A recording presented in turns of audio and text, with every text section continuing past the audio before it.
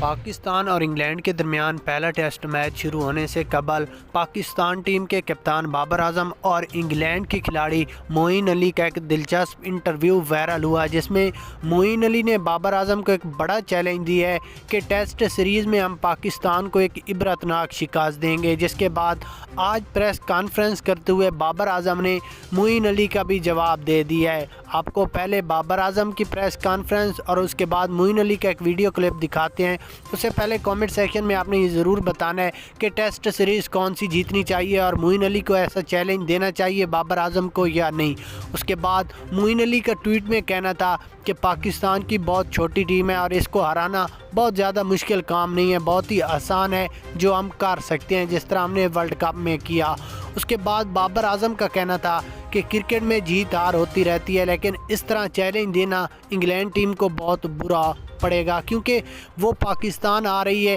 ہم ان کا استقبال اچھے طریقے سے کریں گے۔ ان کے ساتھ جب سیریز کھیلے گی گراؤنڈ میں، پھر ہم ان کا استقبال کریں گے کہ کس طرح چیلنج دیتے ہیں۔ معین علی کو انہوں نے سخت پریس کانفرنس میں کہا کہ میں سخت الفاظ اس لیے استعمال کر رہا ہوں کہ معین علی کو نہیں چاہیے تھا کہ وہ مجھے چیلنج دے، اور انشاءاللہ پاکستان جیتے گا۔